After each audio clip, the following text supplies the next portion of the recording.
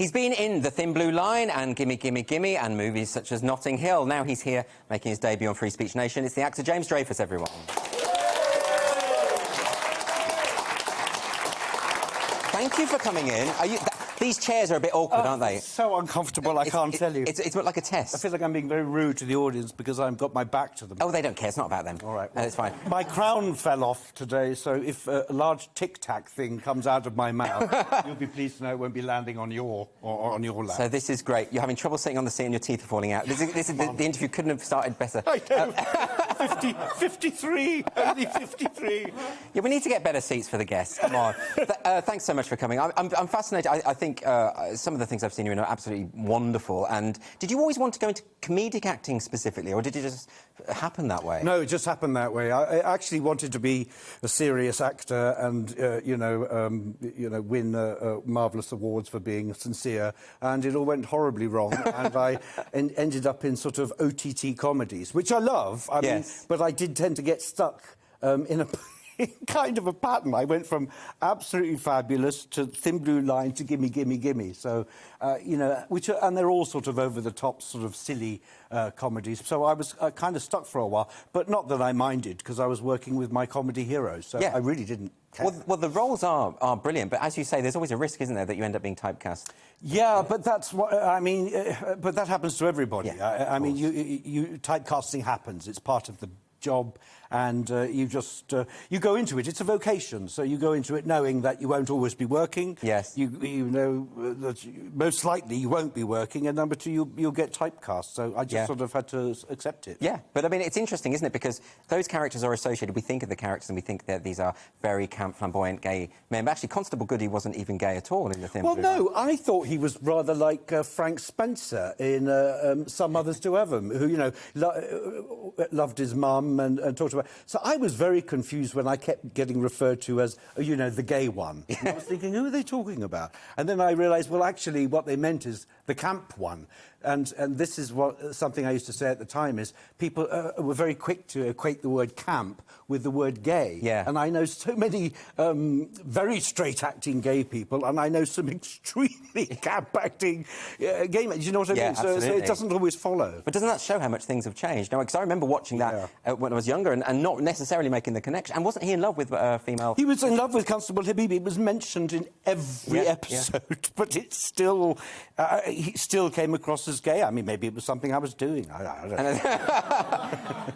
And I think there's something about Gimme, Gimme, Gimme that was so refreshing as well, is because it was unapologetically gay in a way that actually people will forget, but we hadn't really seen that. No, this was my big beef at the time, was the fact that I got a lot of stick for it personally, for perpetrating a stereotype. From the gay press as well. Oh, yeah, but I've always had stick from the gay press. I mean, that's just part of the course. But in this, my point was, he never made an apology for being gay. And he was also a vile character. It was the first time we hadn't seen a worthy gay person on television. He was as vile as she was. Yeah, you wouldn't want him as a friend, would you? No, you wouldn't want either of them as friends. That's why they were perfect for each other. But I don't think I fully appreciated it until... I guess about 10 years ago. Yeah. I think over time I've sort of looked at it with different eyes. Really. Well, let's have a quick look at a clip, if we can. Have we got a clip of that? Yeah. Let's have a look. So this bloke you snogged, was he bisexual? No. Was he gay? No, he was straight. Well, what's the difference between a bisexual man and a straight man? In my experience, about 6 cans of lager.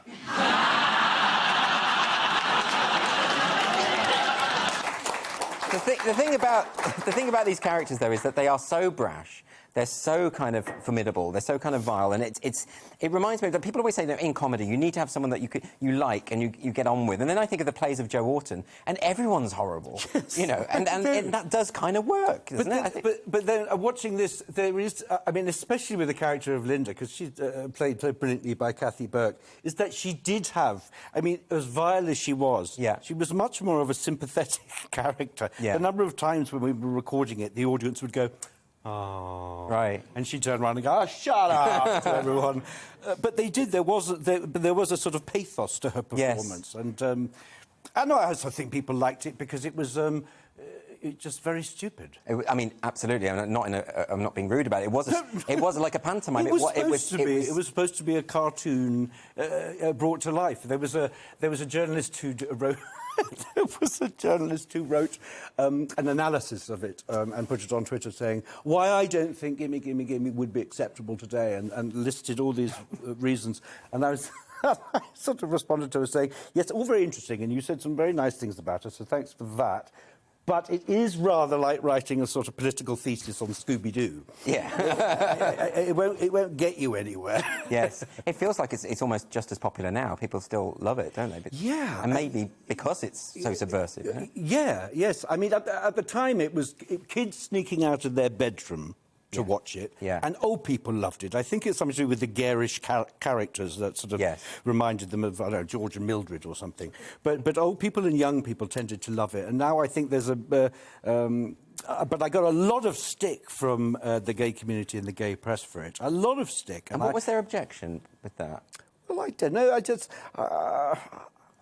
I was never sure. It was just maybe it was because, and this might be a little bit controversial on GB News to say, but the gay press tend to, unless you're sort of buff and rather straight acting, if you're vile and not particularly good looking, there's always a tendency. Now, don't do yourself down here. No, but there's always a tendency to sort of go. That doesn't represent me. I don't want to be associated with that. But that's interesting, isn't it? They think that seeing a gay character on the screen should be a positive representation for the community. It's not just about you or that character, it's about so much more. Look, being gay, if you're an idiot, you're still an idiot. If you're, if you're anybody, trans, gay, bisexual, if you're an idiot, you're still an idiot. Yeah. You just happen to be a gay idiot. Yeah. So, I mean, we're all people, so I didn't see any problem, and neither did Jonathan Harvey, who's a gay writer. Yeah. And what about the... because you got cast in a sitcom in America, which was the Bette Midler sitcom. And I don't think anyone here will know about this, that there was a short-lived sitcom by Bette Midler. It was called Bet. And you were in this as a regular main role. I played her pianist. And how long were you there for? Well, I was over in America for coming on for 2 years. And it got cancelled. And they tend to cancel things very, very quickly and abruptly. So one day I was sitting there thinking...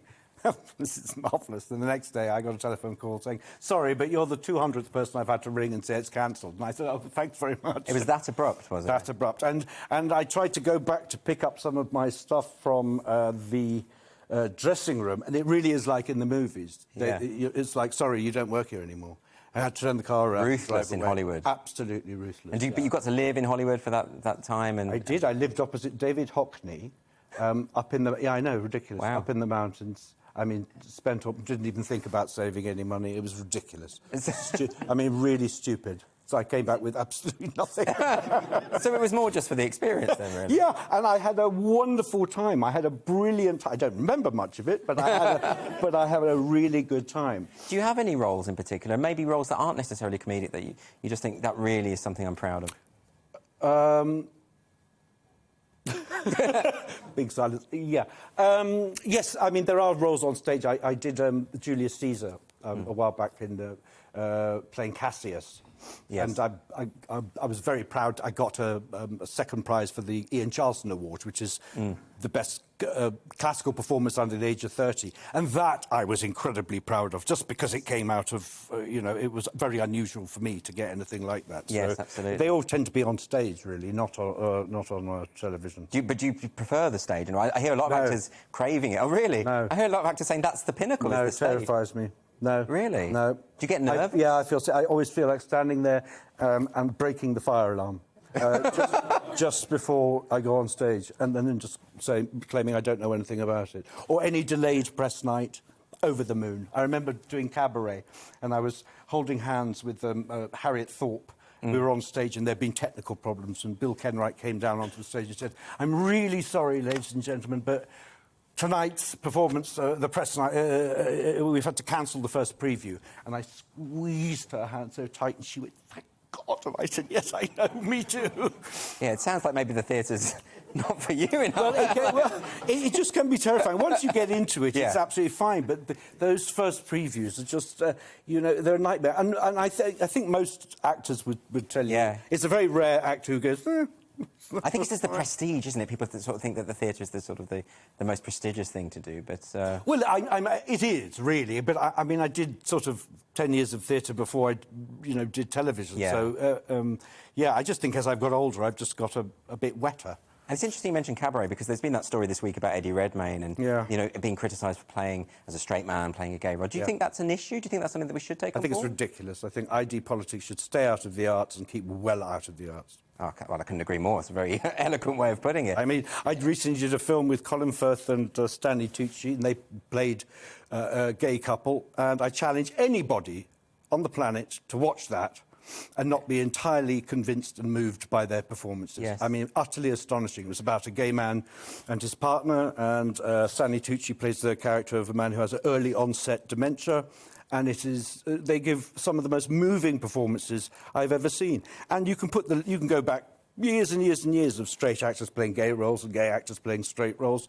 That's what acting's all about. It seems to be ludicrous. If you only play who you are, what's the point? You might as well not go to drama school, might not do anything. Yeah, what's the point? It's acting. Otherwise, you just end up playing your autobiography all the time. That's the only thing you could do. Yeah. But it's interesting the way that this form of identity politics does seek to emphasise the division and rather than our commonality, because, of course, a straight man and a gay man, or a straight woman and a gay woman, they all know what it means to be in love. They all know what that's about. It's not such a singular... Well, most of us do, but it's not such a singular experience. Well, if the excuse is authenticity, as I've often heard, to make it more authentic, well, if you're going to do a film about minors, hire minors. Sure. You know what I mean? Authenticity is about acting and making it authentic. That's what acting is making something believable and authentic and real and moving you. And I just don't believe it's as if gay people will walk around with badges saying, I'm gay.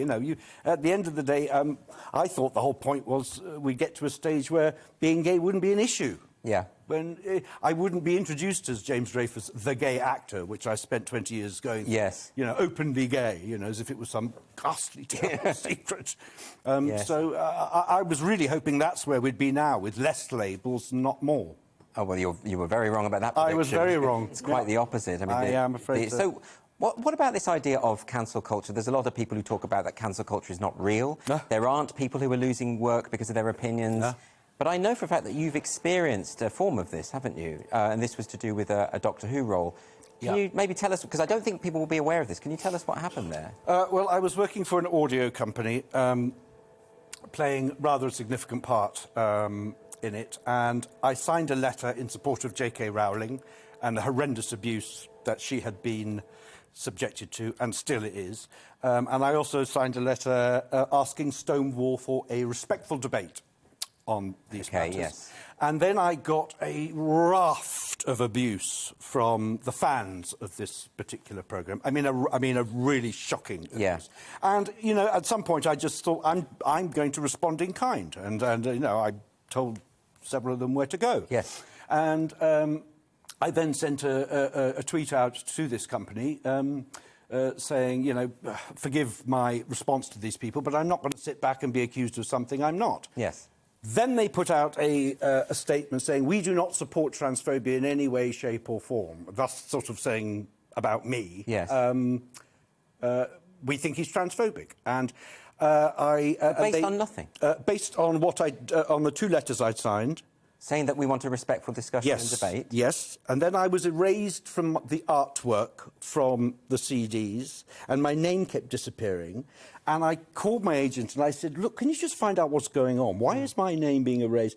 3 phone calls over a period of time. Oh, no, we're just doing this, that and the other. I then finally called her up and I said, you've got to get to the bottom of this. There's something weird is going on. Yes. And they released a CD of all the people who had played the part I'd played. Yes. And there were quite a lot of This them. is the master, the part of the master, the villain. Part of the master, yes. Yeah. And I was left off it. And I got my agent to call up and I said, could you just ask them why? Well, he signed a letter to Stonewall and we don't believe in this. And they had sort of just erased me from... But that's incredible. I mean, absolutely staggering. And not one... it doesn't really matter. I didn't know anything about the show anyway. Yes. So, you know, and it wasn't a high-paying job, but it was fun.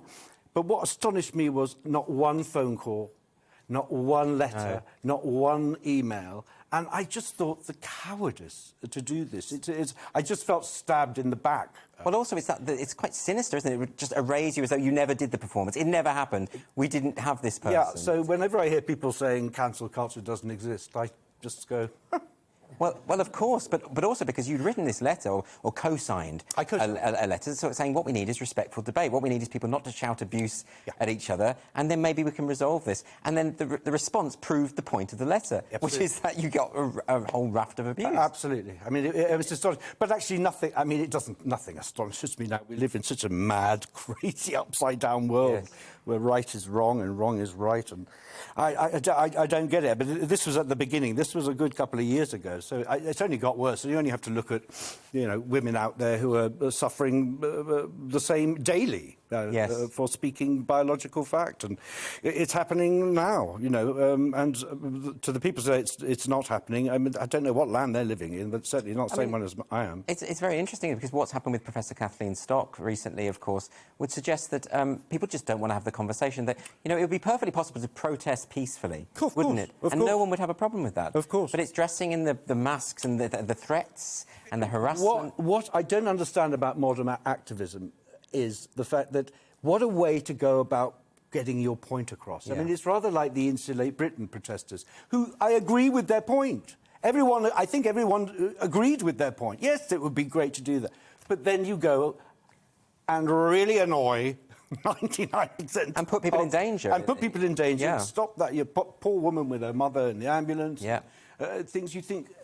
You're going about this in such the wrong way, you know, being abusive and hateful, which I get every single day onto it. I mean, just some of the things you wouldn't believe. And what do they think will happen? That you'll be insulted so much, you'll say, actually, I'll just go along with what you say. Well, I don't know. I don't know whether you saw recently Chris Packham had his gate burnt to the ground. I didn't see that.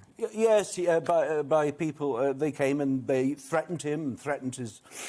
safety of his family, and he made a video straight to camera saying, if you think this is going to stop me from doing the very special work I do for animals, you're very much mistaken. But it seems to be a very obvious point, but one that has to be repeated. It doesn't stop you. It just makes you more entrenched in your decision to battle on. Welcome to the GB News YouTube channel. You can watch us live 24 hours a day, catch up on your favourite shows and join in the conversation in the comments below. Don't forget to subscribe and you'll never miss any of our exclusive content.